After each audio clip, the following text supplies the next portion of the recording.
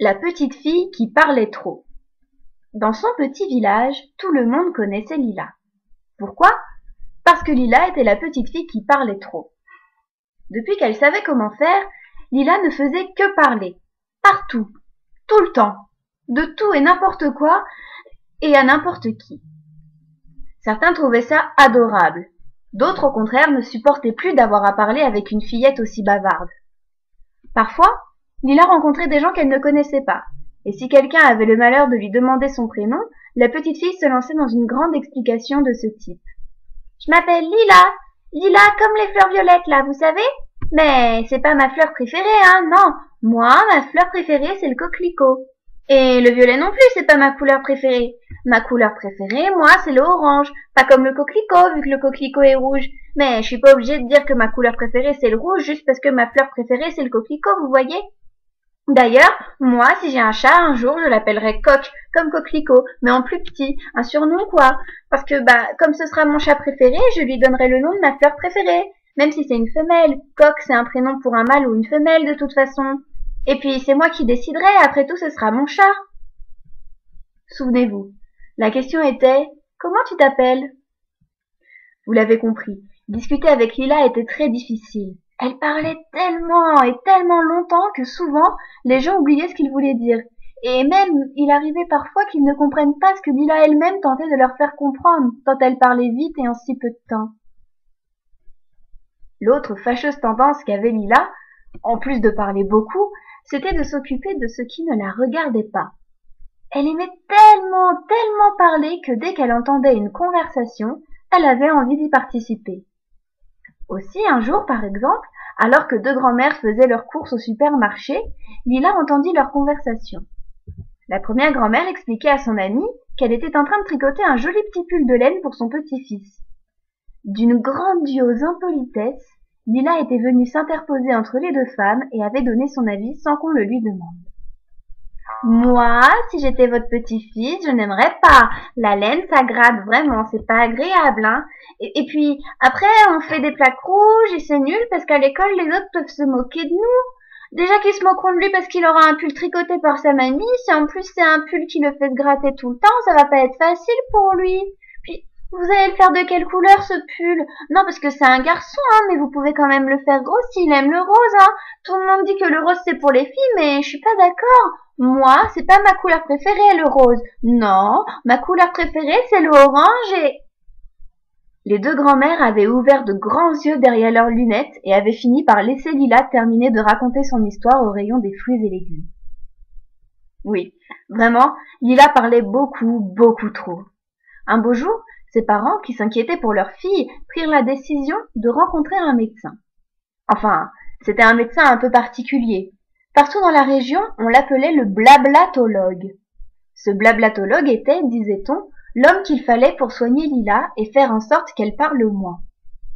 Le jour du rendez-vous, Lila entra dans le cabinet et avant même qu'elle puisse dire quoi que ce soit, le blablatologue lui tendit une longue tige au bout de laquelle se tenait fièrement une magnifique fleur, une rose. « Ma chère petite Lila, tu vas tenir cette rose entre tes dents, matin et soir, nuit et jour, dit le médecin. Gare à toi, si elle tombe, tu ne pourras plus jamais parler, toi qui aimes tant ça. Et il avait mis la fleur dans la bouche de la fillette. La consultation était terminée. Surpris, Lila et ses parents sortirent du cabinet. Lila serrait fermement les dents sur la tige de la rose, elle ne voulait surtout pas la faire tomber. Alors elle ne parlait plus. Enfin presque. Car alors que ses parents allaient à la boulangerie, Lila ne put se retenir quand elle entendit la boulangère leur proposer une baguette pas trop cuite. « Ah oui, merci, parce que moi... Non! La rose! Lila venait de lâcher la rose !» Et alors tout s'était passé très vite. Avant même de toucher le sol, la rose s'était métamorphosée en une grande sorcière à la longue robe d'un vert émeraude. Personne à part Lila ne semblait la voir. « Bonjour Lila. Je suis la fée des voix. N'essaie pas de me répondre, tu n'y arriveras pas. Pour te prouver combien il est important de tourner 7 fois sa langue dans sa bouche avant de parler, je t'enlève ta voix. Tu devras te débrouiller autrement pour communiquer. Je te rendrai ta voix quand tu auras compris. Bon courage, petite Lila. » Et aussitôt, La fée avait disparu. C'était comme si quelqu'un avait tout changé dans le quotidien de Lila. Elle ne pouvait plus parler. Difficilement, elle arriva à faire comprendre ce qui se passait à ses parents, qui s'empressèrent d'aller consulter le blablatologue. « Je vous avais prévenu, elle ne devait surtout pas lâcher la rose. » C'était tout ce qu'il leur avait dit. Pendant les semaines qui suivirent, Lila dut apprendre à communiquer sans parler. Elle mimait, dessinait, elle regardait les gens, elle leur faisait des signes. Plus ça allait, plus elle était à l'aise. Et même, elle préférait ça à parler à tort et à travers. Tout le monde ne voyait pas ce qu'elle faisait, et elle arrivait même à avoir des petits secrets avec les gens.